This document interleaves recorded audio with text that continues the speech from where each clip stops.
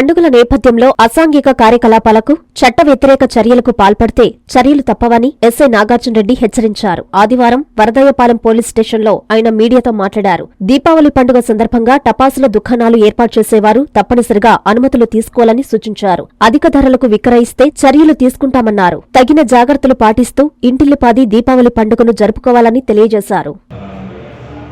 ముందుగా వరదయ్యపాలెం మండల ప్రజలందరికీ ముందస్తు దీపావళి శుభాకాంక్షలు తెలియజేస్తున్నాము. ఈ దీపావళి పండుగను ప్రతి ఒక్కరు కూడా ఘనంగా జరుపుకోవాలని కోరుకుంటున్నాం. అదేవిధంగా ఈ పండుగ జరుపుకోవడంలో ముఖ్యంగా టపాసులు పేల్చడము, ఈ దీపాలు పెట్టడం అనేది జరుగుతుంది సాంప్రదాయబద్ధంగా. అటువంటి టైంలో చిన్నపిల్లలతో టపాసులు కల్పించేటప్పుడు పెద్దల దగ్గరుండి ప్రమాదం లేని టపాసులు మాత్రమే కాల్చాల్సిందిగా కోరుతున్నాము. అదేవిధంగా పెద్ద పెద్ద టపాసులు పెట్టడము, సౌండ్ పొల్యూషన్ చేయడము, పిల్లల ముందర పెద్దవాళ్ళ ముందర టపాసులు కాల్చడం అనేది కూడా కొద్దిగా చూసుకోవాలి. ఎందుకంటే ఈ ప్రమాదాలు జరిగి చేతులు కాలడము, మొహం కాలడము ఇవి చాలా జరుగుతాయి. కాబట్టి పెద్దలు జాగ్రత్తలు తీసుకొని పిల్లల దగ్గర కానీ పెద్దవాళ్ళ దగ్గర టపాసులు కాల్చుకొని కోరుతున్నాము.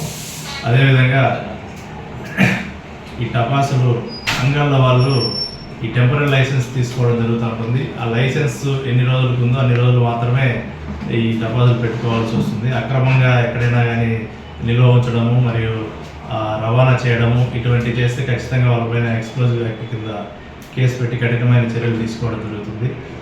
అదేవిధంగా ఈ దీపావళి పండుగ సందర్భంగా ఎటువంటి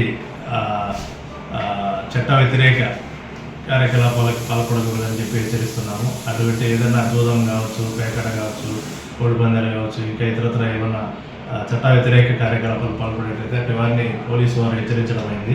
కఠినమైన చర్యలు తీసుకోబడతాయని తెలియజేస్తున్నాం. Thank you.